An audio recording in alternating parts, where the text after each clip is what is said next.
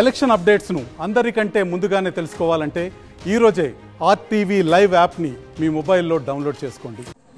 ఈరోజు సిద్దిపేట జిల్లా దుబ్బాక నియోజకవర్గ స్థాయి సిఐటి ఆవిర్భావ దినోత్సవం సందర్భంగా సరళీకృత ఆర్థిక విధానాలు కార్మిక వర్గంపై ప్రభావం అనేటువంటి అంశంతో సెమినార్ నిర్వహించడం జరిగింది.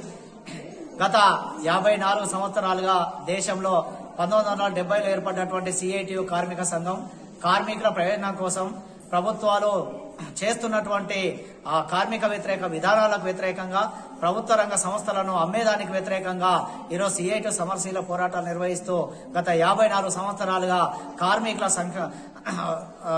సంక్షేమం కోసం పనిచేస్తున్నటువంటి పరిస్థితి ఉంది. కానీ దేశంలో కార్మికులను విచ్ఛిన్నం చేసేటువంటి కుట్రలో భాగంగా కుల మతాలను వైషమ్యాలు సృష్టిస్తూ కేంద్రంలో అధికారం ఉన్నటువంటి బీజేపీ ప్రభుత్వము కార్మికులను విచ్ఛిన్నం చేసేటువంటి దుర్మార్గమైనటువంటి నీతితోటి ఈరోజు పరిపాలించినటువంటి పరిస్థితి ఉంది.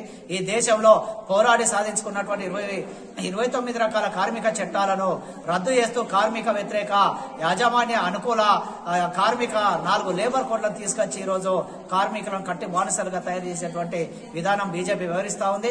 ఈ రోజు ఇప్పటి వరకు దేశవ్యాప్తంగా 22 రకాల సమ్మెలు జాతీయ సమ్మెలు నిర్వహించినటువంటి చరిత్ర సిఐటికి ఉన్నది. వారితో పాటు కోట్లాది మంది కార్మిక వర్గం కూడా ప్రభుత్వ విధానాలకు వ్యతిరేకంగా పనిచేసినటువంటి సందర్భాలు ఉన్నాయి. రేపు భవిష్యత్తులో కూడా సిఐటి అదే విధానంతో కార్మిక వ్యతిరేక విధానాలకు వ్యతిరేకంగా కార్మికులను సన్నద్ధం చేసి చైతన్యం చేసి భవిష్యత్తులో పోరాటాలు నిర్వహించి తమ హక్కుల పట్ల నిలబడేటువంటి నిక్కచ్చిగా పోరాటాలు నిర్వహించేటువంటి చరిత్రకు సిఐటి ముందుకు అడిగేయబోతా ఉంది.